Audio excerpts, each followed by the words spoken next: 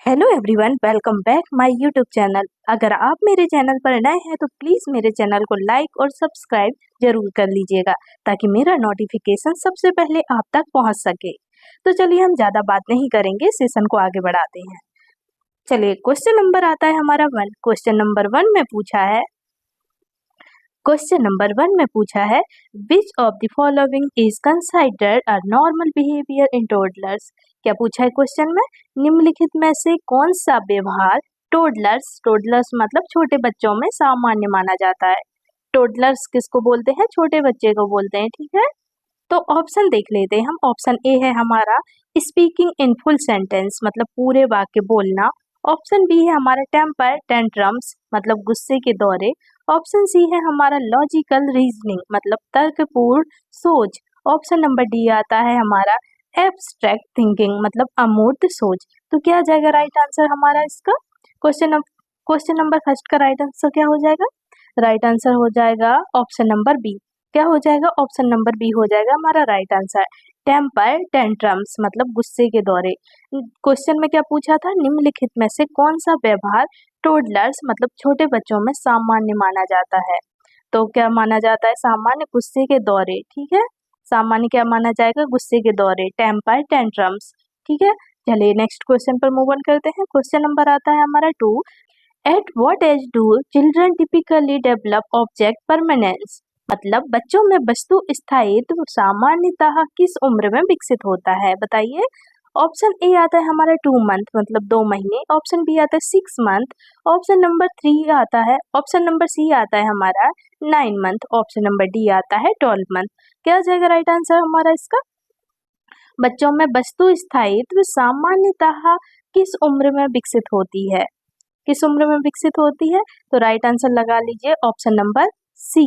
क्या हो जाएगा? ऑप्शन नंबर सी हो जाएगा राइट आंसर, ठीक है। 9 महीने में होगी, कितने? 9 मंथ में।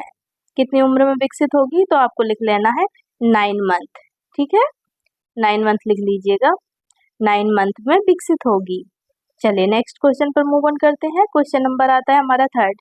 क्वेश्चन नंबर 3rd में पूछा है delayed speech in 3 year old child is an example of मतलब 3 साल के बच्चे में विलंबित भाषण का उदाहरण है, बताइए। 3 साल के बच्चे में विलंबित भाषण का उदाहरण है मतलब 3 साल का बच्चा है मतलब लेट बोलता है, उसका उदाहरण क्या है बताइए। किसके कारण वो लेट बोल पाता है बच्चा? चलिए ऑप्शन देख लेते हैं। ऑप्शन ए आता है हमारा नॉर्मल डेवलपमेंट मतलब सामान्य विकास। ऑप्शन नंबर बी आता है बिहेवियर माइलस्टोन मतलब व्यवहारिक मील का पत्थर। ऑप्शन नंबर सी आता है डेवलपमेंटल डिले मतलब विकास में विलंब। ऑप्शन नंबर डी आता है इमोशनल डिसऑर्डर मतलब भावात्मक विकार। तो क्या आ जाएगा हमारा राइट आंसर? क्वेश्चन नंबर 3 का राइट आंसर क्या हो जाएगा?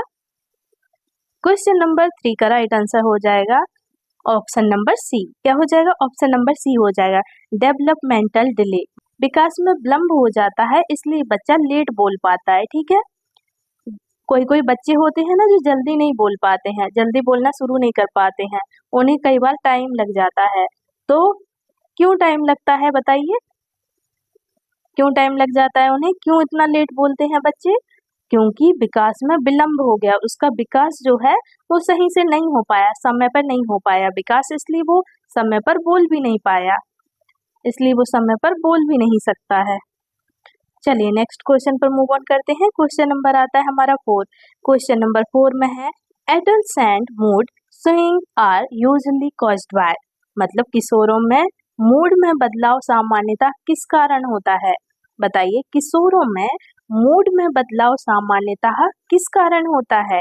ऑप्शन ए आता है पेरेंटल प्रेशर मतलब अभिभावकों का दबाव। ऑप्शन बी आता है हार्मोनल चेंजेस मतलब हार्मोनल परिवर्तन। ऑप्शन नंबर सी आता है लैक ऑफ एजुकेशन मतलब शिक्षा की कमी। ऑप्शन नंबर डी आता है पुअर डाइट मतलब खराब आहार। तो राइट आंसर क्या हो जाएगा? क्वेश्चन नंबर 4 का राइट आंसर क्या हो जाएगा? क्वेश्चन में क्या पूछा? किशोरों में मूड में बदलाव सामान्यतः किस कारण होता है, बताइए। किशोरों में मूड में बदलाव सामान्यतः किस कारण होता है? एक कारण बताइए, क्या कारण है? जल्दी बताइए राइट आंसर क्या हो जाएगा? राइट आंसर हो जाएगा इसका ऑप्शन नंबर बी। क्या हो जाएगा? ऑप्शन नंबर बी हो जाएगा, हार्मोनल चेंजेस। क्या हो जाएगा? हार्मोनल चेंजेस हो जाएगा। किशोरों में हार्मोनल चेंजेस के कारण मूड में बदलाव सामान्यता होता है। ठीक है, किशोरों में हार्मोनल चेंजेस के कारण सामान्यता बदलाव हो जाता है। चलिए नेक्स्ट क्वेश्चन पर आते हैं। क्वेश्चन नंबर आ जाता है हमारा 5। क्वेश्चन नंबर 5 में पूछा है a child showing repetitive hand flapping में इंडिकेट, मतलब हाथों को बार बार फड़फड़ाने वाला बच्चा किसकी ओर संकेत करता है? बताइए, जो हाथों को बार बार फड़फड़ाते हैं जो बच्चे, तो वो किसकी ओर संकेत करते हैं? बताइए। चलिए ऑप्शन ए आता है हमारा नॉर्मल प्ले, मतलब सामान्य खेल।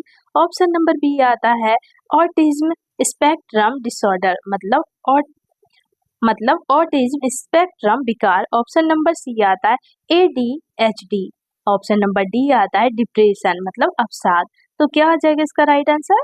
क्वेश्चन नंबर 5 का राइट आंसर क्या हो जाएगा? राइट आंसर हो जाएगा इसका ऑप्शन नंबर बी। क्या हो जाएगा? ऑप्शन नंबर बी हो जाएगा राइट आंसर, मतलब ऑटिज्म स्पेक्ट्रम डिसऑर्डर। क्या हो जाएगा? ऑटिज्म स्पेक्ट्रम विकार हो जाएगा। ठीक है, बच्चा किसकी ओर संकेत करेगा? जब हाथ ज्यादा फड़फड़ाएगा बच्चा, तो किसकी ओर संकेत करता है? तो ऑटिज्म स्पेक्ट्रम विकार की। ठीक है, ऑटिज्म स्पेक्ट्रम विकार की ओर संकेत करेगा। चलिए नेक्स्ट क्वेश्चन पर मूव ऑन करते हैं। क्वेश्चन नंबर आता है 6। क्वेश्चन नंबर 6 में पूछा है which behaviour is a red flag in a 2 year old, मतलब 2 साल के बच्चे में कौन सा व्यवहार चेतावनी संकेत है? बताइए जल्दी, 2 साल के बच्चे में कौन सा व्यवहार चेतावनी संकेत है? कौन से व्यवहार हमें चेतावनी देते हैं 2 साल के बच्चे में? बताइए। तो ऑप्शन ए आता है सेइंग 10 वर्ड्स, मतलब 10 शब्द बोलना। ऑप्शन बी आता है हमारा पैरेलल प्ले, मतलब समांतर खेल। ऑप्शन नंबर सी आता है नॉट मेकिंग आई कांटेक्ट, मतलब आंखों से संपर्क ना करना। ऑप्शन नंबर डी आता है वॉकिंग विद सपोर्ट, सहारे से चलना। क्या हो जाएगा राइट आंसर इसका? क्वेश्चन नंबर 6 का राइट आंसर क्या आ जाएगा? राइट आंसर हो जाएगा इसका ऑप्शन नंबर सी। क्या हो जाएगा? ऑप्शन नंबर सी हो जाएगा इसका right answer, not making eye contact, मतलब आंखों से संपर्क ना करना। किसकी ओर चेतावनी देता है? आंखों से संपर्क ना करना। 2 साल के बच्चे में कौन सा व्यवहार चेतावनी का संकेत है? तो आंखों से संपर्क ना करना। ठीक है, चलिए नेक्स्ट क्वेश्चन पर मूव ऑन करते हैं। क्वेश्चन नंबर आता है हमारा 7। क्वेश्चन नंबर 7 में पूछा है what age group is most commonly affected by conduct disorder. What age group is most commonly affected by conduct disorder, किस आयु वर्ग में कंडक्ट डिसऑर्डर सबसे अधिक होता है? बताइए, किस आयु में कंडक्ट डिसऑर्डर सबसे अधिक होता है? ऑप्शन ए है हमारा इन्फेंट, मतलब शिशु। ऑप्शन बी है हमारा प्री स्कूलर, मतलब पूर्व प्राथमिक बच्चे। ऑप्शन नंबर सी आता है एडोलसेंट, मतलब किशोर। ऑप्शन नंबर डी आता है एडल्ट। ऑप्शन नंबर डी आता है एडल्ट्स, मतलब वयस्क। तो क्या जाएगा राइट आंसर हमारा? क्वेश्चन नंबर 7 का राइट आंसर क्या हो जाएगा? राइट आंसर हो जाएगा ऑप्शन नंबर सी। क्या हो जाएगा? ऑप्शन नंबर सी हो जाएगा किशोर, एडोलसेंट। क्या हो जाएगा? एडोलसेंट हो जाएगा। चलिए नेक्स्ट क्वेश्चन पर मूव ऑन करते हैं। क्वेश्चन नंबर आता है हमारा 8। A 5-year-old with frequent nightmares and clinginess may be experiencing, मतलब 5 वर्षीय बच्चा जो बार बार बुरे सपने देखता है और चिपक कर रहता है, वह संभवतः अनुभव कर रहा है। क्या अनुभव कर रहा है? बताइए। जो 5 साल का बच्चा होता है, बार बार बुरे सपने देखता है और चिपक कर रहता है, वो संभवतः क्या अनुभव कर रहा होगा? बताइए। तो ऑप्शन ए आता है हमारा इंस्पिरेशन एंजाइटी, मतलब अलगाव की चिंता। ऑप्शन नंबर बी आता है सिजोफ्रेनिया। ऑप्शन नंबर सी आता है ओसीडी। ऑप्शन नंबर डी आता है पीटीएसडी। क्या जाएगा राइट आंसर इसका? क्वेश्चन नंबर 8 का राइट आंसर क्या हो जाएगा? राइट आंसर हो जाएगा ऑप्शन नंबर ए। क्या हो जाएगा? ऑप्शन नंबर हो जाएगा सेपरेशन एंजाइटी। क्या हो जाएगा? सेपरेशन एंजाइटी हो जाएगा, अलगाव की चिंता। 5 वर्ष का बच्चा जो बार बार बुरे सपने देखता है और चिपक कर रहता है, तो वो संभवतः अनुभव कर रहा होगा एंजाइटी, मतलब सेपरेशन एंजाइटी, अलगाव की चिंता कर रहा होगा। ठीक है, चलिए नेक्स्ट क्वेश्चन पर मूव ऑन करते हैं। क्वेश्चन नंबर आता है हमारा 9। क्वेश्चन नंबर 9 में पूछा है थंब सकिंग बियॉन्ड एज 5 में सजेस्ट, मतलब 5 वर्ष से अधिक उम्र में अंगूठा चूसना संकेत दे सकता है। क्या संकेत दे सकता है? 5 वर्ष के जो बच्चे होते हैं जो अंगूठा चूसते हैं वो किस ओर संकेत दे सकता है बताइए? तो ऑप्शन ए आता है हमारा सेंसरी इंटीग्रेशन, मतलब संवेदी समाकलन। ऑप्शन नंबर बी आता है डेवलपमेंटल डिले, विकास में विलंब। ऑप्शन नंबर सी आता है इमोशनल इनसिक्योरिटी, मतलब भावनात्मक असुरक्षा। ऑप्शन नंबर डी आता है क्यूरियोसिटी, मतलब जिज्ञासा। तो क्या आ जाएगा इसका राइट आंसर? क्वेश्चन नंबर 9 का राइट आंसर क्या हो जाएगा? क्वेश्चन नंबर 9 का राइट आंसर हो जाएगा ऑप्शन नंबर सी। क्या हो जाएगा? ऑप्शन नंबर सी हो जाएगा इमोशनल इनसिक्योरिटी, मतलब भावात्मक असुरक्षा। क्या हो जाएगा? भावात्मक असुरक्षा हो जाएगा। किस ओर संकेत करेगा? भावात्मक असुरक्षा की तरफ संकेत करेगा। ठीक है, चलिए नेक्स्ट क्वेश्चन पर मूव ऑन करते हैं। क्वेश्चन नंबर आता है हमारा 10। क्वेश्चन नंबर 10 में पूछा है normal anxiety in children often peaks at age, मतलब बच्चों में सामान्य चिंता आमतौर पर किस उम्र में चरम पर होती है बताइए? ऑप्शन ए आता है हमारा 1 ईयर, ऑप्शन बी आता है 3 ईयर्स, ऑप्शन नंबर सी आता है 5 ईयर्स, ऑप्शन नंबर डी आता है 8 ईयर्स। तो क्या आ जाएगा राइट आंसर इसका? बच्चों में सामान्यतः चिंता आमतौर पर किस उम्र में चरण पर होती है? तो राइट आंसर क्या हो जाएगा? राइट आंसर हो जाएगा इसका ऑप्शन नंबर बी। क्या हो जाएगा? ऑप्शन नंबर बी हो जाएगा 3 ईयर्स। क्या हो जाएगा? 3 ईयर्स हो जाएगा right answer. Option number B पर टिक कर लीजिए, राइट आंसर हो जाएगा। चलिए नेक्स्ट क्वेश्चन पर मूव ऑन करते हैं। क्वेश्चन नंबर आता है हमारा 11। क्वेश्चन नंबर 11 में पूछा है which behaviour is expected in early adulthood, मतलब प्रारंभिक वयस्कता में कौन सा व्यवहार अपेक्षित है? प्रारंभिक वयस्कता में कौन सा बिहेवियर अपेक्षित है? तो ऑप्शन ए आता है आइडेंटिटी, ऑप्शन ए आता है आइडेंटिटी क्राइसिस, मतलब पहचान संकट। ऑप्शन नंबर बी आता है कैरियर प्लानिंग, मतलब कैरियर योजना। ऑप्शन नंबर सी आता है मीनोपॉज, मतलब रजोनिवृत्ति। ऑप्शन नंबर डी आता है मिड लाइफ क्राइसिस, मतलब मध्य जीवन संकट। तो क्या आ जाएगा इसका राइट आंसर? क्वेश्चन नंबर 11 का राइट आंसर क्या हो जाएगा? राइट आंसर हो जाएगा इसका option number B career planning. क्या हो जाएगा? कैरियर प्लानिंग हो जाएगा राइट आंसर। प्रारंभिक वयस्कता में कौन सा व्यवहार अपेक्षित है? तो कैरियर प्लानिंग, मतलब कैरियर योजना में। ठीक है, चलिए नेक्स्ट क्वेश्चन पर मूव ऑन करते हैं। क्वेश्चन नंबर आता है हमारा 12। Lack of peer interaction in school age children में इंडिकेट, मतलब स्कूल जाने वाले बच्चों में साथियों के साथ बातचीत की कमी का संकेत हो सकता है। जो बच्चे स्कूल जाते हैं वो कम दोस्त बनाते हैं, मतलब लोगों से कम बात करते हैं। तो उसका संकेत क्या हो सकता है बताइए? जो बच्चे कम बातचीत करते हैं उसका संकेत क्या हो सकता है? तो ऑप्शन ए आता है हमारा प्रतिभा, मतलब गिफ्टनेस। ऑप्शन बी आता है डिप्रेशन, मतलब अवसाद। ऑप्शन नंबर सी आता है नॉर्मल इंट्रोवर्जन, मतलब सामान्य अंतर्मुखता। ऑप्शन नंबर डी आता है कंजेनाइटिव डिले, मतलब संज्ञानात्मक देरी। तो राइट आंसर क्या हो जाएगा इसका? क्वेश्चन नंबर 12 का राइट आंसर क्या आ जाएगा? तो राइट आंसर हो जाएगा इसका डिप्रेशन। क्या हो जाएगा? डिप्रेशन, मतलब अवसाद। अवसाद स्कूल जाने वाले बच्चों के साथियों के साथ बातचीत की कमी का संकेत अवसाद हो सकता है, मतलब डिप्रेशन हो सकता है। ठीक है, डिप्रेशन के कारण वो किसी से बात नहीं करते। डिप्रेशन मतलब डर होता है, एक डर के कारण वो किसी से बात नहीं कर सकते हैं, बहुत कम बात करते हैं। चलिए नेक्स्ट क्वेश्चन पर मूव ऑन करते हैं। क्वेश्चन नंबर आता है हमारा 13। क्वेश्चन नंबर 13 में पूछा है which of these is not a sign of normal ageing, मतलब इनमें से कौन सा सामान्य बुढ़ापे का लक्षण नहीं है? बताइए, इनमें से कौन सा सामान्य बुढ़ापे का लक्षण नहीं है? ऑप्शन ए आता है हमारा मेमोरी लॉस, मतलब याददाश्त में कमी। ऑप्शन नंबर बी आता है स्लोअर रिएक्शन टाइम, मतलब प्रतिक्रिया समय में धीमापन। ऑप्शन नंबर सी आता है हमारा डिल्यूजन्स, मतलब भ्रांतियां। ऑप्शन नंबर डी आता है रिड्यूस विजन, मतलब दृष्टि में कमी। तो राइट आंसर क्या हो जाएगा? क्वेश्चन में क्या पूछा है पहले फिर से देखिए। क्वेश्चन में क्या पूछा है? क्वेश्चन में पूछा है इनमें से कौन सा सामान्य बुढ़ापे का लक्षण नहीं है? बुढ़ापे का जो लक्षण नहीं है वो बताना है आपको। ठीक है, तो क्या हो जाएगा इसका राइट आंसर? राइट आंसर हो जाएगा इसका ऑप्शन नंबर सी। क्या हो जाएगा? ऑप्शन नंबर सी हो जाएगा।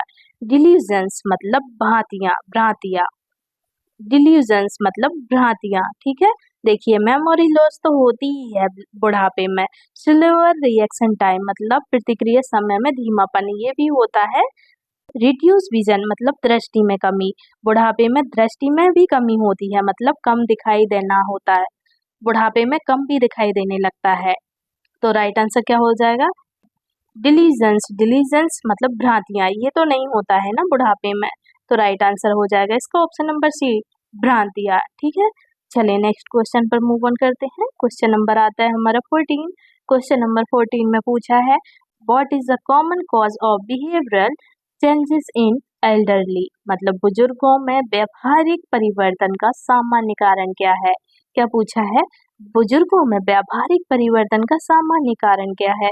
तो ऑप्शन ए है हमारा पीयर प्रेशर, मतलब साथियों का दबाव। ऑप्शन नंबर बी आता है हमारा जॉब डिससेटिस्फिकेशन। जॉब डिससेटिस्फिकेशन मतलब नौकरी से असंतोष। ऑप्शन नंबर सी आता है डिसमेंशिया। ऑप्शन नंबर डी आता है पॉवर्टी मतलब यौवन। तो क्या आ जाएगा इसका राइट आंसर? क्वेश्चन नंबर 14 का राइट आंसर क्या हो जाएगा? Option number C, dementia. क्या हो जाएगा? डिमेंशिया हो जाएगा राइट आंसर। बुजुर्गों में व्यावहारिक परिवर्तन का सामान्य कारण है तो वो है डिमेंशिया, ठीक है। चलिए नेक्स्ट क्वेश्चन पर मूव ऑन करते हैं। क्वेश्चन नंबर आता है हमारा 15। A preschool child pretending to be a doctor is a engaging game, मतलब एक पूर्व प्राथमिक बच्चा डॉक्टर बनने का नाटक कर रहा है, यह किस प्रकार का व्यवहार है बताइए। एक पूर्व प्राथमिक बच्चा डॉक्टर बनने का नाटक कर रहा है, तो यह किस प्रकार का व्यवहार है बताइए। ऑप्शन ए आता है हमारा रिग्रेशन मतलब प्रतिगमन। ऑप्शन बी आता है इमेजिनेटिव प्ले मतलब कल्पनाशील खेल। ऑप्शन नंबर सी आता है डिल्यूजन मतलब भ्रांति। ऑप्शन नंबर डी आता है एक्टिंग आउट मतलब व्यवहार प्रदर्शन। तो क्या आ जाएगा इसका राइट आंसर बताइए। एक जो छोटा बच्चा है जो प्री स्कूल जाता है, वो डॉक्टर बनने का नाटक कर रहा है, तो यह किस प्रकार का बिहेवियर हुआ बताइए। क्वेश्चन नंबर 15 का राइट आंसर बताइए क्या हो जाएगा। राइट आंसर हो जाएगा इसका ऑप्शन नंबर बी। क्या हो जाएगा? ऑप्शन नंबर बी हो जाएगा इमेजिनेटिव प्ले, मतलब कल्पनाशील खेल हुआ उसके लिए, ठीक है। क्या हुआ? कल्पनाशील खेल है। चलिए नेक्स्ट क्वेश्चन पर आते हैं। क्वेश्चन नंबर हुआ 16। क्वेश्चन नंबर आया 16। 16 में पूछा है what is the common sign of depression in teenagers. What is the common sign of depression in teenagers, मतलब किशोरों में अवसाद का एक सामान्य लक्षण क्या है। तो ऑप्शन ए आता है यूफोरिया मतलब अत्यधिक खुशी। ऑप्शन बी आता है एग्रेशन मतलब आक्रामकता। ऑप्शन सी आता है हाइपर एक्टिविटी मतलब अति सक्रियता। ऑप्शन नंबर डी आता है विड्रॉल विद सोशल एक्टिविटीज मतलब सामाजिक गतिविधियों से दूरी। तो क्या आ जाएगा इसका राइट आंसर? क्वेश्चन नंबर 16 का राइट आंसर बताइए क्या हो जाएगा। राइट आंसर हो जाएगा इसका ऑप्शन नंबर डी। क्या हो जाएगा? ऑप्शन नंबर डी हो जाएगा right answer. Withdrawal withdrawal from social activities. क्या हो जाएगा? विड्रॉल फ्रॉम सोशल एक्टिविटीज हो जाएगा, मतलब सामाजिक गतिविधियों से दूरी। चलिए नेक्स्ट क्वेश्चन पर मूव ऑन करते हैं। क्वेश्चन नंबर आता है हमारा 17। क्वेश्चन नंबर 17 में पूछा है which disorder is typically diagnosed before age 7, मतलब कौन सा विकार सामान्यतः 7 साल की उम्र से पहले निदान किया जाता है बताइए। कौन सा विकार सामान्यतः 7 साल की उम्र से पहले निदान किया जाता है। राइट आंसर बताइए इसका क्या हो जाएगा। चलिए पहले ऑप्शन देख लेते हैं। ऑप्शन ए है हमारा सिजोफ्रेनिया। ऑप्शन बी है हमारा ADHD। ऑप्शन सी है बाइपोलर डिसऑर्डर। ऑप्शन डी है OCD। तो राइट आंसर क्या हो जाएगा इसका, जल्दी बताइए राइट आंसर क्या आ जाएगा। राइट आंसर हो जाएगा इसका ऑप्शन नंबर बी। क्या हो जाएगा? ऑप्शन नंबर बी हो जाएगा राइट आंसर ADHD। क्या हुआ? ADHD। चलिए नेक्स्ट क्वेश्चन पर मूव ऑन करते हैं। क्वेश्चन नंबर आता है हमारा 18। क्वेश्चन नंबर 18 में पूछा है which developmental stage involve identity formation, मतलब कौन सा विकासात्मक चरण पहचान निर्माण से जुड़ा होता है। ऑप्शन ए आता है इन्फेंसी मतलब शैशवावस्था, ऑप्शन बी आता है एडोलसेंट मतलब किशोरावस्था, ऑप्शन सी आता है मिडिल एडल्टहुड मतलब मध्य वयस्कता, ऑप्शन डी आता है लेट एडल्टहुड मतलब वृद्धावस्था। तो क्या आ जाएगा राइट आंसर? क्वेश्चन नंबर 18 का राइट आंसर क्या आ जाएगा? राइट आंसर हो जाएगा इसका ऑप्शन नंबर बी। क्या हो जाएगा? ऑप्शन नंबर बी हो जाएगा किशोरावस्था, एडोलसेंट। ठीक है, क्या हो जाएगा? एडोलसेंस मतलब किशोरावस्था। चलिए नेक्स्ट क्वेश्चन पर मूव ऑन करते हैं। क्वेश्चन नंबर आता है हमारा 19। क्वेश्चन नंबर 19 में पूछा है school refusal in children is often associated with मतलब बच्चों में स्कूल ना जाने की प्रवृत्ति सामान्यता किससे जुड़ी होती है? बताइए, बच्चों में स्कूल ना जाने की प्रवृत्ति सामान्यता किससे जुड़ी होती है? जो बच्चे कई बार जो छोटे बच्चे होते हैं वो स्कूल नहीं जाते हैं, तो बताइए उसकी प्रवृत्ति सामान्यता किससे जुड़ी होती है? तो ऑप्शन देख लेते हैं। ऑप्शन ए है हमारा सेपरेशन एंजाइटी मतलब अलगाव चिंता, ऑप्शन बी है ऑटिज्म, ऑप्शन सी है sleep disorder, option number D है ईटिंग डिसऑर्डर। तो क्या आ जाएगा राइट आंसर इसका? राइट आंसर हो जाएगा इसका option number A separation anxiety. Separation anxiety के कारण बच्चा स्कूल नहीं जाता है, अलगाव की चिंता। ठीक है, अलगाव चिंता। चलिए नेक्स्ट क्वेश्चन पर मूव ऑन करते हैं। क्वेश्चन नंबर आता है हमारा 20। क्वेश्चन नंबर 20 में है which of the following is not common adolescent issue निम्नलिखित में से कौन सा किशोरावस्था की आम समस्या नहीं है? ऑप्शन ए है हमारा पीयर प्रेशर मतलब साथियों का दबाव, ऑप्शन बी है एक्ने, ऑप्शन बी है एक्ने मतलब मुहासे, ऑप्शन सी है मीनोपॉज मतलब रजोनिवृत्ति, ऑप्शन डी है बॉडी इमेज इश्यूज मतलब शरीर की छवि से जुड़ी समस्या। बताइए निम्नलिखित में से कौन सा किशोरावस्था की आम समस्या नहीं है? नहीं है पूछा है, ठीक है नहीं पूछा इसमें, आम समस्या नहीं है किशोरावस्था की। ठीक है, बताइए क्या नहीं है, जल्दी बताइए क्या नहीं है। राइट आंसर क्या हो जाएगा इसका क्वेश्चन नंबर 20 का? राइट आंसर हो जाएगा इसका ऑप्शन नंबर सी मीनोपॉज। क्या हो जाएगी? मीनोपॉज नहीं होती है किशोर अवस्था में, मीनोपॉज नहीं होते हैं। ठीक है, साथियों का दबाव ये भी हो सकता है, मुहासे भी हो सकते हैं किशोर अवस्था में, और शरीर की छवि से जुड़ी समस्या भी हो सकती है, पर मीनोपॉज नहीं हो सकता किशोर अवस्था में। ठीक है, किशोर अवस्था जो होती है उसमें मीनोपॉज नहीं होता है। चलिए नेक्स्ट क्वेश्चन पर मूव ऑन करते हैं। क्वेश्चन नंबर आता है हमारा 21। क्वेश्चन नंबर 21 में पूछा है emotional outburst are common in which stage मतलब भावनात्मक विस्फोट किस अवस्था में सामान्य है? भावनात्मक विस्फोट किस अवस्था में सामान्य है? तो ऑप्शन ए है हमारा मिडिल